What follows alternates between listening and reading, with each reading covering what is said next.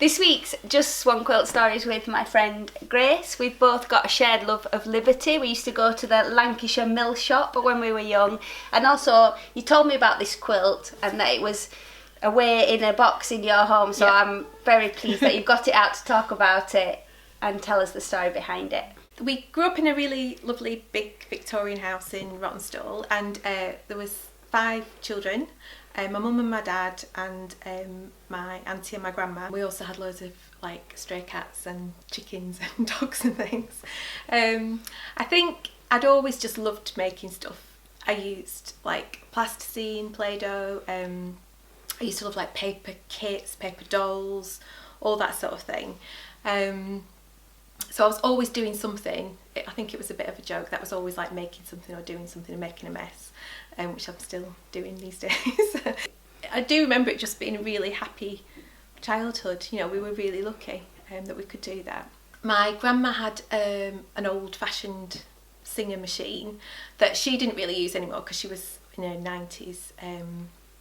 But she showed me how to use it, and I used to sort of sneak down at night, and she was really deaf, and I used to sneak down and get it out and alter my skirts and clothes and things at night. So I sort of taught myself to sew, but my mum had loads of books from the 70s and 80s, like patchwork books, embroidery books, applique, all that sort of thing. So I just kind of picked it up myself really, and was always having a go at something. This is one of 2 quilts that I have made, and I made it around sort of 1992, I think, 93, and I was an art student at Bradford College. Remember, I didn't really have a plan. It was just going to be a sort of hodgepodge of different fabrics, and I sewed it all together in my student bedroom in Bradford on my sewing machine, which was like on my dressing table. So it's really awkward. It's an old new home sewing machine that I've still got.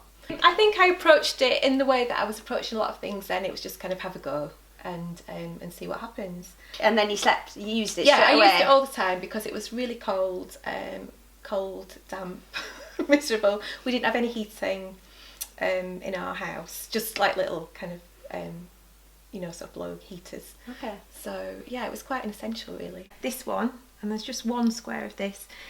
My mum had some magazines which were like craft magazines, and one of them had some very elaborate instructions to make a toy theatre, which we did make out of bits of wood and cardboard. But we had this fabric which was for the curtain, which she kind of rolled up and down on these rods. So there's a piece of that in there. Just one, I'm not sure. There must have just been a tiny scrap. So I think maybe I was kind of making some decisions about fabrics that had a link to my childhood that I'd included. This one over here is a skirt that I had. I think I actually bought the fabric to make the skirt, so it was kind of some early adventures in dressmaking.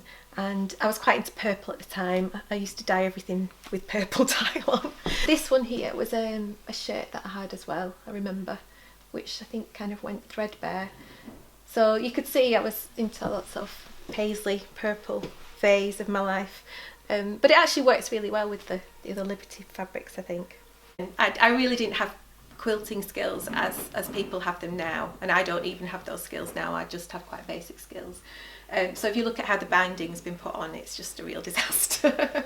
But it, you know, it doesn't matter. It's still there. I think in that sense that it's got lots of fabrics that were kind of put together because there's no sort of pattern or anything to it. It was just really random selection. So it kind of goes back to the origins of quilting, where people did things from what they had and necessity, which I quite like.